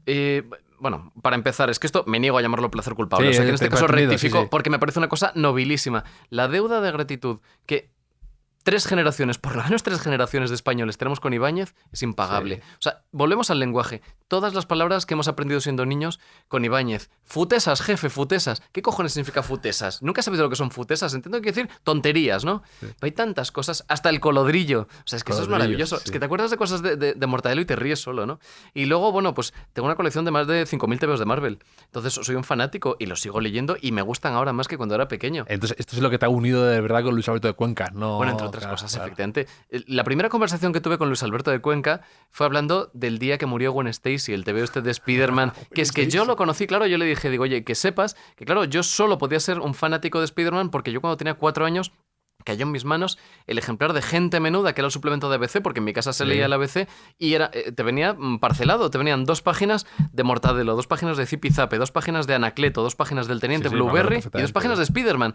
Y eran 2 páginas con la escena en la que el Duende Verde le rompe el cuello a Gwen Stacy. Entonces le dije, como comprenderás, esto es Sacramento que imprime carácter y yo solo podía ser un acérrimo de Spider-Man, ¿no? Me dice, Gente Menuda lo fundó, me dijo Luis Alberto, lo fundó mi abuelo. Digo, no me digas esto, tal. Y entonces, bueno, pues ahí empezó pues una amistad gratísima, que salía en ese suplemento también salía el cómic ese que era como de en la jungla, ¿no? Como un animal, como era como leopardo parecido a algo así, que iba por ahí. Sí, me acuerdo también. Es que no me acuerdo si era el suplemento del ABC o el del País. Marsupilami. Eso era en el del País. Eso era en el del País, que salía también uno que era Marco Antonio o algo así. Sí. Fíjate que el Pequeño País me resultaba más aburrido. Sí, puede ser. Sí, porque creo que tenía una orientación más infantil. Sí. Y luego en el Gente Menuda... Pero venía Calvin and Hobbes en el del país. Efectivamente, claro. sí. Eso es sobre el salto de calidad. Sí. Y luego había veces en el de Gente Menuda, por ejemplo, había tebeos de Spider-Man que eran muy violentos, que no eran para niños. A mí, por ejemplo, Blueberry no me gustaba nada. Luego con los años me ha gustado, pero creo que no era para un niño pequeño el Teniente Blueberry. Además, fíjate, dibujado por Giraud, por Moebius. Y con guiones de Jodorowsky, pues de pequeño no me gustaba, ¿no? Y luego también estaba 13 Rue del Percebe, creo recordar, a veces había una página, ¿no? Sí. Bueno, es que a lo mejor lo que hay que hacer con los niños es no adaptarle tanto las cosas, no hace falta porque lean cosas que son para dentro de unos años, salvo que sean, en fin, cosas que no deba leer un niño, ¿no? Yo siempre he tenido esa lucha de que me ha gustado mucho de pequeño leer libros en los que evidentemente no te trataban como un niño pequeño. Por eso siempre he tenido una relación conflictiva con los cuentos pues con los libros de Nick Blyton, con los Hollister, los Cinco, Pacto, todos esos libros que eran como demasiado pandillas de niños perfectos tomando pastel de ruibarbo con cerveza de jengibre y todos estupendos, contestando bien a sus padres sin problemas. Me gustaba algo más, pues por ejemplo me gustaba mucho los libros de Flanagan, ¿no? Que eran de Andreu Martín y Jaume Rivera, que eran como adaptar las novelas de Chandler a un público adolescente, ¿no? Y lo hacían con bastante inteligencia. O, por ejemplo, había libros que yo cogía prestado de mis primos mayores que eran, por ejemplo, los Elige tu propia aventura, pero lo que dices tú, de repente te encontrabas a gente que moría tomando una decisión. Y claro, decías, toda decisión tiene sus consecuencias. Entonces te hace que te acerques a la lectura de una forma diferente, que tengas ganas de leer cosas de ese estilo, no todo como la sensación de que estás en un parque de bolas, ¿no? Claro. Bueno, cuando éramos adolescentes se puso de moda aquella colección de pesadillas, ¿te acuerdas? Sí, Los de R.L. Stein, efectivamente. Sí, hombre, no me atrevería a releerlos, pues entiendo que no serán la gran cosa, pero bueno, con 13, 14 años estaban bastante bien. Yo me los leí todos, yo creo. Yo también. Sangre de monstruo, volumen 1, 2, 3. Es verdad. Terror en la biblioteca. Yo me acuerdo que mi primero, empecé por el cuarto, y me acuerdo, nunca lo olvidaré, lo redundante que era, porque era... no me acuerdo si era la casa de la muerte. Sí. Y luego ponían un subtítulo, te matará. Entonces, coño, es un poco redundante. Si es la casa de la muerte, no hace falta decir te matará. Pero bueno, cuando eres pequeño, vale cualquier cosa, ¿no? La casa de la muerte, te matará. por si no te ha quedado claro la primera vez. Quedado claro. No vas a salir de esto vivo, ¿no? No, esos que tenían además como la cubierta era como lijosa a veces, porque tenía como relieves. Sí. Pero yo me los leí mucho, esos libros que ha debido hacer el tipo una fortuna, R.L. Stein. Sí, con adaptaciones al cine y todo eso. Sí. Pero me gusta también, de hecho, reivindicar a veces esos libros como de, no sé, que son un poco desafío, entre comillas, cuando eres pequeño y te vas adaptando a eso. Entonces sí, entre tus placeres culpables, comillas culpable, metes los cómics. Sí, que yo los llamo tebeos, además. Sí, yo los llamo tebeos. No estoy en contra de esto de la novela gráfica, pero fíjate, con los cómics pasa una cosa. Sigo leyendo tebeos que se publican ahora, los sigo leyendo. Pero, ¿tú te acuerdas que cuando éramos pequeños, en los años 90, esto ya es un tópico, se decía que los dibujantes se habían vuelto en el cómic americano, los dibujantes se habían vuelto como los amos del cotarro y habían dejado en un segundo plano a los guionistas, ¿no? Sí. Qué mal está eso, porque eran tebeos efectistas, tebeos muy llamativos y tal. Bueno, ahora lo que nadie señala es que en los tebeos que se publican ahora ha pasado lo contrario. Y eso tampoco está bien. Los guionistas se han enseñoreado hasta el punto del medio, hasta tal punto que los dibujantes se han convertido en una cosa intercambiable. Sí, claro. Dices que son como freelance, ¿no? Oye, son freelance. Este es Spider-Man, este es el canon un poco que tal. Sí. No, y sobre todo al final lo que sucede es que, claro, en tiempos de, pues tienes las tablets, tienes Photoshop, pues al final se entiende que cualquiera puede calcar una foto. Eso, sí. Y bueno, pues el otro día en un artículo lo decían, un artículo en Games Radar, un guionista tarda 10 segundos en decir, en esta batalla hay 200.000 personas, pero un dibujante tarda 2 semanas. Entonces, como un dibujante tarda mucho más en hacer su trabajo que un guionista, vamos a utilizar freelance intercambiables que calquen fotos, ¿no? Y entonces al final te das cuenta de que son todos exactamente iguales, son clónicos, no tienen ninguna personalidad, efectivamente, y están tan preocupados porque no haya errores anatómicos que al final son tebeos pues anodinos, que no tienen ninguna gracia. De esos grandes nombres de dibujantes, ¿no? Me acuerdo, Todd McFarlane, ¿no? Todd McFarlane, es verdad, claro. Greg Capullo, había uno que se llamaba, me acuerdo. Fíjate, o sea, siendo pequeños, si leíamos una a Greg Capullo, había otro que era Adam Pollina, Sí, sí, la gracia sí. que nos hacía, ¿no? Sí, sí, sí, efectivamente. Sí, sí. Sí, y fíjate que no se ha hecho bien en la industria del cómic porque en aquellos tiempos los que leíamos cómics éramos 1 o 2 en clase y ahora mismo que todos los niños van al cine a ver Los Vengadores, ninguno lee TVOs. Nadie lee TVOs ahora mismo. Lo fácil que habría sido utilizar el cine como banderín de enganche, ya que estas películas las ve todo el mundo, vende los productos adecuados a esta demanda y no lo hacen, ¿no? Yo realmente, fíjate que de estos autores que nos gustaban de pequeños, yo hay uno por el que tengo una fascinación, pero que te diría que incluso es creciente, que es por Kirby, por Jack Kirby. O sea, tengo una auténtica obsesión por Jack Kirby. O sea, tengo prácticamente todo lo que hizo en Marvel y en DC. Tengo prácticamente las baldas dedicadas solo a su obra y es un autor que no puedo evitar que cuando lo vea me fascine. O sea, pero me sigue pasando esa fascinación infantil cuando tenía 5 años, con esos dibujos tan toscos que no terminaba de entender, ahora con 36 me vuelven más loco todavía. La primera película que viste 2 veces en el cine. Pues creo que ninguna. Creo que no he visto ninguna película 2 veces en el cine. Fíjate, te diría una cosa. Tengo una relación de bastante distancia con el cine. De hecho, he empezado a disfrutar del cine en los últimos años. Sí, sí. Bueno, no hay ninguna. Bueno, vale. Hay alguna a lo mejor que he visto antes de forma digital y luego he visto en el cine. Pero esto se debe a una cuestión concreta. Un buen amigo, que es Javier Redondo Jordán, hizo una cosa muy bonita, que era cine con tertulia, en los cines Roxy, de la calle Fuencarral, aquí en Madrid. Y entonces lo que hacía era reponer películas clásicas. Y eso permitió que algunos viésemos en pantalla grande algo que habría sido impensable. Sí. El Proyecto 2001, Proyecto El Padrino, Proyecto La Naranja Mecánica, y fue una cosa maravillosa. Yo tengo una fascinación completa por Kubrick y eso fue una cosa apoteósica. ¿Cuál es tu favorita de Kubrick, por ejemplo? Pues me cuesta muchísimo decirlo. Te diría que hay un triunvirato de películas que no te puedo decir cuál es mi favorita porque son películas que no solo que me gusten, sino que me obsesionan. Ya te he dicho que mi pecado mortal es la terquedad y que me obsesiono con las cosas. Hay 3 películas, 2 de ellas no te van a sorprender, pero una de ellas quizás sí. O sea, yo creo que El Resplandor, 2001 y Eyes Wide Shut son 3 obras maestras sin parangón, pero te digo que en ese triunvirato incluyo Eyes Wide Me Shut. sorprendería Eyes Wide Shut. Por ser Sí, la yo creo última. que sí, a lo mejor no te sorprende, pero la Sí, gente no no, suele no. sorprender. Que me dices, ¿es una película de serie B? Bueno, sí, juega con la serie B, pero es una grandísima película. Sí, no. A mí la que me gusta muchísimo demasiado es Barry Lyndon. Esa sí que Sí, parece sí. increíble. O sea, Sí, parece sí. cómo cuenta la historia, la música que pone, algunas escenas, cómo están incluso... Pues eso, la mera narrativa de esta me parece magistral. Sí. No, es que sean más. O sea, Claro. técnicamente ya es una cosa insuperable, por supuesto. O incluso si ves, pues en fin, Teléfono Rojo, Volamos hacia Moscú, o ves. Es que hay Sí. tantas. O Espartaco, ¿no? Y luego 2001, a mí la verdad es que, fíjate, hablándolo con Luis Alberto de Cuenca, que me decía que le pareció una película insoportable, una película plúmbea. Pero ¿cómo es posible que digas esto? Bueno, pues él lo piensa. Me Sí, parece sí, una sí, película no, maravillosa. Son de estas que tienen 2001 Odisea en el espacio, es una película muy conflictiva en Cowboys de Medianoche. Sí, tienen Sí. Y luego, por ejemplo, aquí vino hace nada Guillermo Solana, director del Thyssen, y él dice que 2001 es una película que a él le ha obsesionado por un tema estético y lo que supone la fuerza que tiene esa película también le... Claro, es que además para un filósofo además que ha estudiado la estética como Solana, le tiene que interesar porque 2001, entre otras cosas, es Nietzsche puro y duro. Es la superación del hombre. Es esta idea de que David Bowman al final rebasa sus límites y se convierte en ese bebé cósmico, ¿no? Es mal que bien lo que ahora nos cuentan los del transhumanismo, ¿no? Que me parece una absoluta chorrada, ¿no? Porque es retórica redentorista. El ser humano conseguirá superarse. Pero ¿qué va a conseguir superarse por la tecnología si la gente se sigue quedando calva? ¿Qué me está usted contando? O sea, para empezar, usted acabe con la calvicie y ya a partir de ahí estás en contra de que vaya a Turquía. Estás en contra de que vaya Es verdad, tienes razón.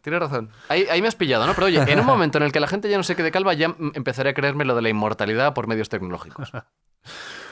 Una posesión preciada, algo que tengas especial cariño, que puede ser un reloj heredado, un cómic, un libro que tengas que te regaló un amigo, una entrada de un concierto de un partido de fútbol. Esa posesión, algo físico que tengas y que guardes con especial celo. Pues mira, estábamos hablando de cómics y tengo un Action Comics, o sea, un TPO de Superman, de los primeros, cuyo valor desconozco, pero que encontré en el rastro. No sé cuál es su valor, no me atrevería tampoco a ponerlo a la venta, pero es uno de estos TVOs de la etapa bonita de Superman dibujado por Kurt Swan.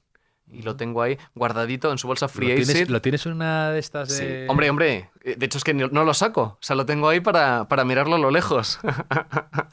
Yo tengo un trauma de pequeño de mi hermano, me pintaba cuando era pequeño mis Asterix y Obelix, me pintaba los jabalíes y no sé qué tal, Fíjate. me los coloreaba. Y tengo un trauma de eso, de decir, ¿pero Claro. quién ha mancillado mis cómics de Asterix y Obelix? Bueno, oye, ¿tú sabes lo que decía Erasmo? Erasmo decía, quien no maltrata un libro no lee. O sea, que está mal Claro, pintarle por supuesto. los dibujitos a Obelix, pero francamente, ¿qué es mejor? ¿La gente que compra un libro, se hace la foto y lo deja en la balda a languidecer hasta que se apolilla? ¿O la gente que lo maltrata porque lo machaca? Mucho mejor eso. Me encantan los libros que tienen pinta de haber sido leídos, ¿no? Claro. Y que ves los lomos dados de sí, que incluso que parece que les ha atropellado a veces un tanque, ¿no? Pero me gusta que tengan Sí, sí. las pastas dadas de sí, que incluso lo abras y te encuentres cosas anotadas o subrayadas, todo eso me encanta. Bueno, y estos libros, claro, como ya no los cosen, que les ponen cola, Sí. en cuanto cuando son así gordos y tal, Sí, luego sí. se te hacen polvo, ¿no? Yo nunca subrayo, nunca pinto, nunca hago nada. Lo que hago es doblar las esquinitas. Y eso me ha supuesto un conflicto gordísimo en mi casa porque a mi mujer le parece fatal, porque además doblo casi todas las esquinas. Entonces me dice, ¿de qué sentido claro. tienes si de 200 doblas 180? Claro. Entonces al final me he reconvenido y he dejado de hacerlo. Aparte, y yo eso lo detesto también, que esa cosa que hacéis algunos excéntricos de doblar las páginas, porque cuando luego lo ves, dices, ¿por qué? Quiero saber por qué ha doblado esta página. Yo luego no me Jorge. acuerdo de por qué la he Claro, doblado, pero claro. quiero saber, Es verdad. quiero entender, me encanta comprarme libros de segunda mano de estos y ver lo que a otros les ha llamado atención, lo que los otros... tengo, por ejemplo, un ejemplar que le mandé las fotos a Luis Alberto de Cuenca, precisamente que hablamos, que compré en una feria del libro del libro viejo, un libro de poemas suyos que era difícil de encontrar y había el lector antes estaba escribiendo poemas al lado, algunos en euskera y un poco lo que le llamaba atención o las actuaciones que tenía como técnicas que le llamaba atención. Eso es como leerte otro libro que Fíjate, viene, es como claro, un extra. claro, un palimpsesto, sí. Todo. Además, imitando la métrica, supongo, de Luis Claro, Alberto, pues ¿no? Que es una cosa realmente ejemplar, porque es una persona vamos, mide perfectamente las sílabas, pero no lo parece. Tú lees sus poemas y eso parece que es un cafarnaún, y luego lo escuchas y dices, aquí tal, y luego, coño, si son todos de 11 sílabas, efectivamente, están todos completamente medidos, ¿no? Y no lo parece. Y es una persona que además yo le pregunté, digo, reconóceme que tú cuentas las sílabas. Yo jamás he contado las sílabas, lo hago de oído. Digo, ¿cómo consigues hacerlo de oído? Qué curioso. Bueno, pues claro, son muchos años, ¿no? Lo hago de oído, nunca he contado las sílabas. Qué curioso. Y son escrupulosamente perfectas. Qué curioso, no sabía eso. ¿Cuándo y dónde fuiste más feliz? ¿Un momento de tu vida, un recuerdo, un viaje, un verano? Pues esto puede parecer a lo mejor muy, no sé, muy poco creíble, pero te diré que ahora mismo. Claro. Lo cual además tiene que ver con lo que defiendo de que la nostalgia es una pasión inútil, ¿no? Yo tuve una infancia muy feliz, pero en ningún momento se me ocurriría volver la mirada atrás de forma anhelante diciendo, ay, juventud, que te vas para no volver. No, en absoluto. Mi infancia fue estupenda. Lo que pasa es que en mi juventud, bueno, mi segunda juventud, porque tú ya sabes que ahora joven, en fin, joven se es hasta la primera revisión de próstata, ¿no? La juventud es un concepto elástico y cuando me dicen es un filósofo joven, digo, pues hombre, estupendo. Tengo 36 castañas. El más joven de los clásicos. El más joven de los clásicos, que dice Gomá, que es muy elogioso. Pero al final dices, hombre, pues no sé, si soy joven con 36 años, pues estupendo, vale. Yo tuve una infancia muy feliz, pero ahora mismo vivo un momento muy feliz. No sé, tengo una pareja muy estable, he sido padre, pues yo qué quieres que te diga. La vida tiene sus sinsabores, o sea, siempre hay algunas cosas que mejorarías, ¿no? Pero yo qué quieres que te diga, pues te diré que ahora mismo. Muy bien. ¿Cuál dirías que es que ha sido o que es una extravagancia que tengas? Una extravagancia que tenga. Pues mira, voy a quedar de muy libresco. Bueno, es que efectivamente soy muy libresco. ¿Qué le vamos a hacer? Me gusta leer diccionarios. Me gusta mucho leer Antes lo has diccionarios. mencionado, el de Rafael García Serrano, el del Macuto, ¿no? Bueno, sí, pero en el fondo es un diccionario militar muy concreto de términos que se utilizaron en la retaguardia. Eso, bueno, no deja de ser más o menos literatura, aunque efectivamente es un diccionario. Pero no, me gusta leer el Espasa. Me gusta mucho cuando te dicen, ¿qué libro te llevarías a una isla desierta? Hombre, pues si tengo que estar en una isla desierta y tengo que estar varios años, pues no me voy a llevar una novelita de 100 páginas. Me puedo llevar, no sé, pues todo Dickens. Venga, de acuerdo, me va a llevar un tiempo, ¿no? Pero me llevaría un diccionario, que es un libro que nunca se acaba. Me divierten muchísimo los diccionarios. Y bueno, pues esto no sé qué impresión causa en amigos que lo saben, pero realmente me divierte mucho leer diccionarios. ¿Cuál? ¿Tienes algún diccionario favorito? Pues no. Yo tengo, por ejemplo, uno que me gusta mucho, el de diccionario de frases hechas. Parece Diccionario de frases hechas. me parece muy útil, que es Ajá. de dónde viene irse a la porra, Ajá. de dónde viene ir a hacer puñetas, de dónde viene comulgar con ruedas de molino. Todas esas expresiones, Pues me tienes que pasar la referencia, un ¿eh? Me poco interesa mucho. de... Sí, porque y está muy bien, porque de verdad cuando a veces digo, ¿de dónde vendrá esta expresión o a qué se referirá? Y es tremendamente satisfactorio encontrarlo enseguida. ¿De dónde viene la expresión esta? Hay algunas que son muy difíciles de encontrar, o por ejemplo, tú Sí. en tu libro hablas de Ujú. el origen de la palabra molar, por qué Ujú. viene, ¿no? Que viene del calé. Sí. Pero todo ese tipo de llegar a un poco al origen de la expresión o de la frase hecha me fascina. Sí, sí, sí, sí, es verdad, es verdad. Bueno, la verdad es que te iba a decir, digo, esto de costumbres que te hacen un poco raro, ahora se ha puesto de moda esto de un popular opinion, y luego alguien te dice que es una opinión completamente popular, una opinión Sí, completamente sí. estandarizada, y dices, bueno, si esta es un popular opinion, miedo me da cuando me digas una opinión popular, que el agua moja, me vas a decir. No, te iba a decir algo, pero claro, luego lo he pensado. Tengo un fanatismo acérrimo por U2. Claro, es que U2 es el grupo más popular y más establishment y más vende discos y más radiofórmula que exista, con lo cual lo retiro inmediatamente. No, pero es como un poco lo de decir que el helado de vainilla es tu helado favorito, ¿no? Pues También lo es, fíjate o tú. por eso, pero es que a mí me gusta también mucho reivindicar eso, ¿no? O que lo que dicen, ¿no? De que los grandes restaurantes te hacen hacer una tortilla francesa o que una tortilla francesa es por cómo te mide la calidad del restaurante. Y me Sí, parece es bastante verdad, coherente, es ¿no? verdad. Un helado de vainilla y una tortilla francesa, en el fondo, es muy complicado hacerlo. Es la piedra de toque, eso Pues, es lo que te permite tomar la medida de algo, y del efectivamente. mismo modo es muy complicado hacer, mucho más de lo que la gente cree, grandes hits que permanecen en la historia de la música, ¿no? Y ahora, pues, por mucho que esté denostado a un grupo popular, detrás hay una extrema dificultad y a veces parece que no hay que reivindicarlo. Bueno, es que al final lo que sucede es que yo creo que tus grupos, o mejor dicho, tus gustos son los gustos de tu primera juventud.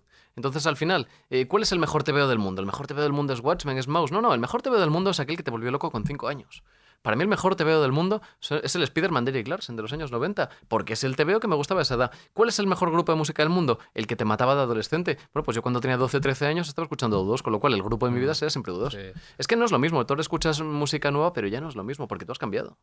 Había un libro de Martín Casariego que me gustaba mucho, se llamaba Algunas chicas son como todas, que empezaba diciendo eh, que cómo era al lado de una Raquel, ¿no? Y decía, ¿cómo era Raquel? Y decía, piensa en la chica que me está gustado siempre. Así era Raquel. Entonces, Claro. no se entretenía en demasiadas descripciones. Eso me gustó. Es el arquetipo, el eterno femenino, claro, Sí, ya claro. está. Claro, claro. Eso Pues, es, pues eso es. un poco lo que dices tú, ¿cuál es el cómic? O el tal, este libro, este grupo. Sí, Sí, sí, es verdad, es verdad. Pues en fin, ¿cuál es tu equipo de fútbol? ¿El Real Madrid? Pues es que soy una persona muy anodina. sí, no, yo es mi eterna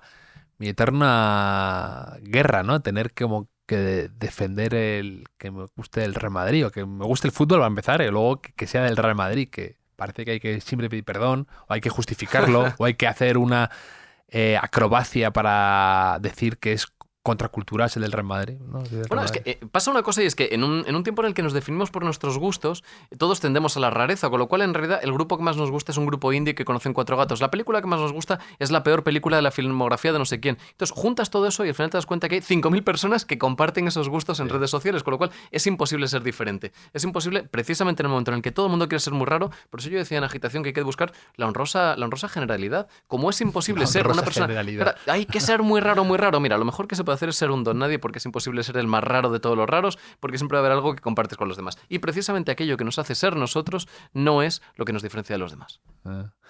Y ya para acabar, te quería preguntar por un lema que tengas en la vida, que podría estar en tu escudo de armas, algo que tengas presente. En tu libro hay muchas de estas grandes frases o grandes expresiones. Antes te he comentado lo de tu madre, ¿no? Lo de hacer las cosas con seito. Sí. Que lo más lo cuentas de una forma muy natural y entonces te das cuenta de que realmente es uno de tus lemas, ¿no? Sí, sí, sí, sin duda. Haz las cosas con seito sería, sin duda, uno de mis lemas. Otro sería, aprende a mantenerte en pie, que es una frase que venía en Agitación y que yo creo que efectivamente podría llevarla de blasón. Aprende a mantenerte en pie, porque quien aprende a mantenerse en pie, para empezar, se está dominando a sí mismo, ¿no? Hay un concepto, Sócrates hablaba de la encrateia. ¿Qué es la encrateia? La encrateia es la facultad de aquella persona que se gobierna a sí mismo. Por paradójico que resulte, solo quien se gobierna a sí mismo, quien se gobierna de forma muy férrea, consigue ser libre. ¿Qué es lo contrario de la encrateia? ¿Qué pasa cuando alguien carece de encrateia? Que tiene acrasia. ¿Qué es la acrasia? La acrasia es ser incontinente. Incontinente como el bebé que se hace pis encima y luego llora. Una persona que es incontinente es alguien, pues en fin, que no puede controlar su mano ante un plato de torreznos. Hay que dominarse, hay que gobernarse, y una vez que uno se gobierna, será libre. Con lo cual, ese sería mi lema, además de haz las cosas con seito. Aprende a mantenerte en pie. Pues Jorge, me lo he pasado fenomenal charlando contigo de muchos temas. Le invito a la gente, a los oyentes, que se compren Hazte quien eres y lo lean, que es un libro muy para no desconectar, para que te conecte a esas fuentes de, como decías tú, de energía, de corriente alterna, ¿no? Sí. Importante, y te hace pensar en muchos temas distintos, en educar el gusto, en cultivarte, en un poco buscar de ti mismo. También hay muchas referencias a libros que me han gustado, como El elogio de la sombra, de Tanizaki. Sí. Y es un libro para un código de costumbres, para pasar un rato muy agradable y aprender por el camino. Pues gracias de corazón, querido Javier. Lo he pasado bomba.